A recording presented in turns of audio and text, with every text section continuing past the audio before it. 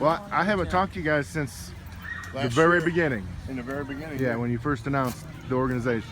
Yeah. So, where are you at now? What have you been able to achieve? Well, we have a day center open. We see, on average, it's been about 36 unique individuals a month. But now we're up to about 45 a month. Oh. The last 2 months have been Where's it at?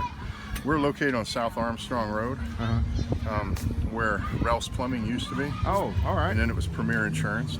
Now it's God's Blueprints Day Center. Okay. And we see about 45 unique individuals a month for the last 2 months. Okay. And based on our interviews with them, there's about 150 to 200 plus homeless right here in Rogersville. Wow. And over 300 in the county. Okay. So what are you able to provide for them at your center? What we provide is we provide hygiene. They can come in every day, take 1 shower a day, and we provide them with a clean washcloth and towel, here like you see in this tote, and a personal hygiene bag with their name on it, so they don't have to lug it around. It's there ready for them. They have like lockers or Nope. storage place for it? We provide a few bins Okay. that they can keep a couple personal effects like clothes in. Mainly it's for clothes, so that they have something clean and dry to change into. All right. Then we have a computer, a free computer on the internet. They can do job searches. They can do their state probation and parole fees have to be paid online. So they're able to do that from our facility because most of them, if they have a cell phone, they only have access to internet if they can get into a place with free Wi-Fi.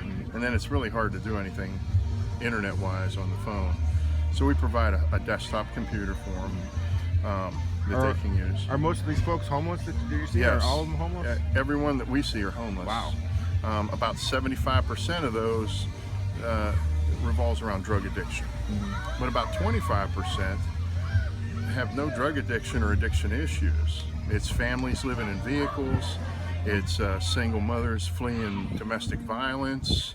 It's older people, just their income is around $700 a month, somewhere around there, $600–700 a month, and they're living in vehicles. They're living in tents down along the river.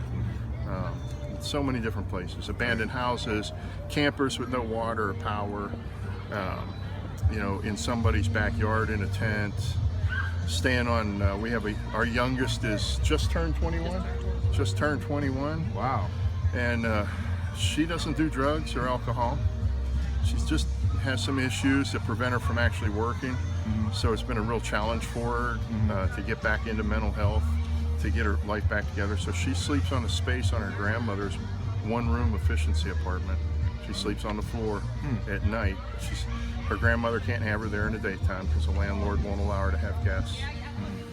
So she spends the day walking the streets and then going home to her grandmother's at night and sleeping there, and then getting up early in the morning and leaving again. And our oldest is 68, just turned 68.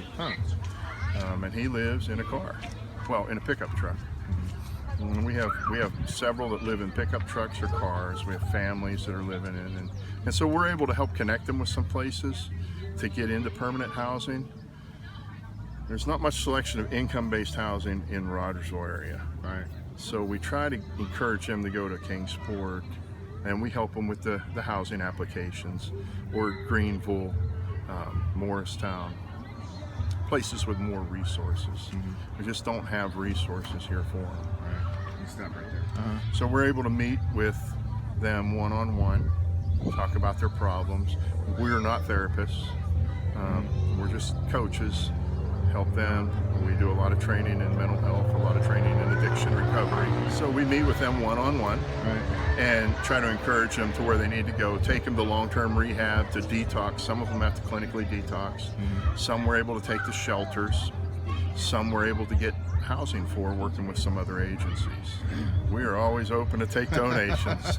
We have a website, www.godsblueprints.org. Okay. And people can donate safely online through there. They can swing by our office, bring us a cash or check. What's your address? Our mailing address is Post Office Box 653, Rogersville, Tennessee. Okay.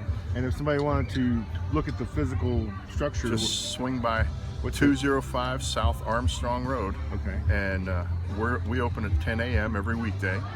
And then our closing hours vary on what day it is. Okay. Well, so do you have like an ultimate goal of what are you shooting for right now? I mean, because when we spoke last, you didn't have any of the stuff that you have now. No, we don't. So, Then, but I now know we that, still host mission teams. Yeah. To do, but only for handicap accessibility. We don't do it for like whole house recovery or anything like that. Yeah. Are you looking for like a homeless shelter? So though? our goal is to get a program, a homeless program, not a shelter where they can just come in every day and go out come in every night and go out every day, but where they come in, they want to see their life change, so they come in and become part of a program, a residential program, where they live with us for 6 months to a year, and we walk them through getting their life restored. Okay. All right. So it sounds like that would be a lot of work, though. That's going to be a lot of work. Yeah. Our biggest challenge right now is funding, obviously, but that's all nonprofit challenge. Yeah. But it's a building, and that's what we're looking for. We're looking for a building.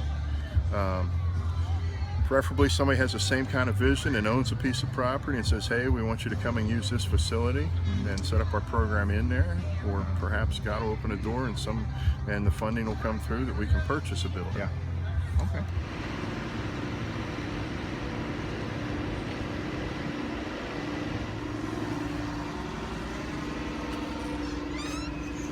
Hello. Thanks. Howdy.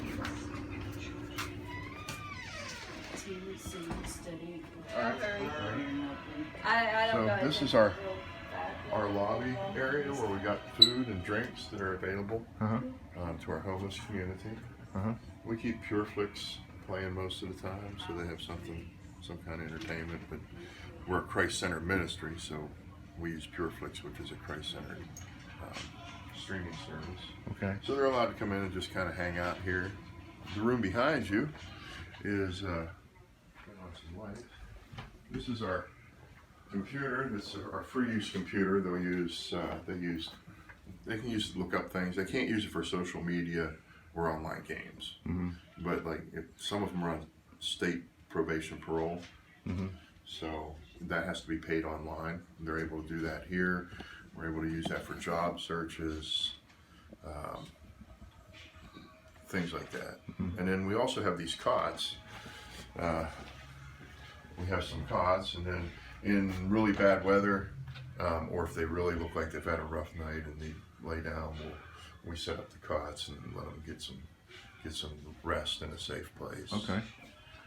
So some of them keep personal effects here. We allow them to have a tote, as long as it's just for clothing. So they have something clean to change into, and then so they'll come in here. Mainly, they'll get a shower. We have a shower room, and they'll get a shower. We provide a hygiene bag and toiletry kit that we keep here for them. Okay. So, do you think anybody would want to talk to me about how important this place is to them? Any of you guys would like to talk to Jeff about how important this place is to you? Well, I mean, yeah, it is important because we didn't, they wasn't here, we wouldn't be able to come down here and take a I know, shower. I hear what you said. Heard what I said? Yeah, Okay. my headphones was definitely on. It's been great to have it, in the community. It's been a blessing to be able to get a shower. And Thank the demonist. Thank the demonist. Yeah. Satanic. Lord, so we got satanics around here or something? Is that what you're saying? You really flipped the script, dude. Well, all right. Back this way. I I'll don't show know you some what here. on that. Obviously, in the main office here. Yeah. This is our training room here. Wow. This is Yvonne. Yvonne works with the senior program. Hello. And she's doing a class right now. We do some periodic training. This is on mental health coaching to help give some tips on how a lot of our clients have mental health issues. And so, although we're not counselors or therapists, we need to have an understanding of mental health issues and how to interact with them and to help encourage them. So this is our training room. We do Bible studies once a week here. And we also do parenting classes in here. from time to time. So this is our career storage room, but it's also our career office. We have a guy who works with the senior program who has a background in helping people get jobs, write resumes. A number of our people are convicted felons, so it's a big handicap. They have low self-esteem, compounded by the fact that they're homeless. He's able to help them write resumes based on their experience and present a professional, give some coaching tips on how to get in and overcome that obstacle of being a felon. All right. So we've had some success with this already. This is our, we call it our talk room. Nice clock. Thank you. This is our one-on-one time, where we're able to sit down with them one-on-one and just find out what's going on in their life, find out what their goals are, and talk with them about some accountability. Are they reaching their goals? Basically, we're their personal cheerleader at this time. Okay. So some of them have personal issues going on. Everybody has a story who's here. And so we get to listen to them, ask them some probing questions to find out what they want out of life, you know, where they want to go. But we also get to get an understanding of how they got where they're at and some of the fears that they have. We have a lot of people with a lot of fears, especially among our women who are homeless. We have nobody in the shower yet. We're just getting set up for somebody. So this is our shower room, and what we provide is our box with a clean towel washcloth that we keep clean for them. And then this is one person's personal hygiene bag, toothbrush, etc., etc. Okay. So All right. That's nice and clean. I'm trying to keep it really clean here. And then our kitchen. Now, we don't prepare meals for them. We use prepackaged food. They're not allowed back in the kitchen. When we prepare lunch for ourselves, we might make extras. Anybody's around, we just share our lunch with them. But you know, outside of that, it's just prepackaged foods. So they can they come in and heat something up or? No, they're not allowed in the kitchen. They'll let us know, and we'll heat something up for them. Okay. And so we'll do things like for them. We get donations of these kind of things, and they'll say, hey, can I get something to eat? And we'll say, hey, we got some, you know, spaghetti and meatballs or lasagna or something to that effect, and then we'll heat it up. And when we heat it up, we come out, we serve it to them, put in, you know, present it to them. We don't just toss it to them. They have enough people to just toss stuff to them. Right. So we want them to feel loved. We want them to feel important here. We want them to feel like this is their home. Because for a while, it is their home. Right. This is Marshall.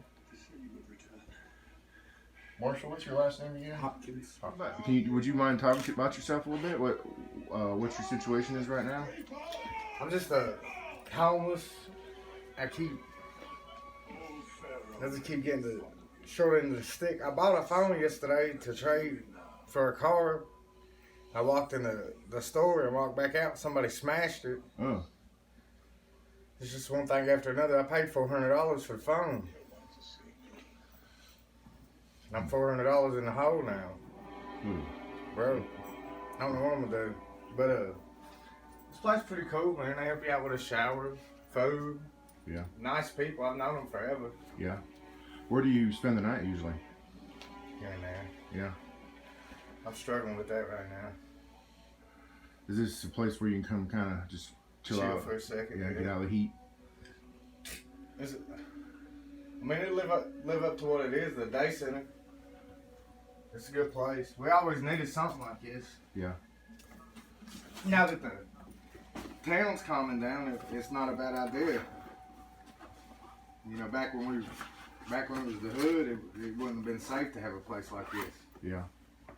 But last 8.5 years, this place really cleared up. Where are you heading off to now? I don't know. You ever forgot something? Yeah. I'm about to go back to gangstering or something. I don't know. Oh no, don't do that.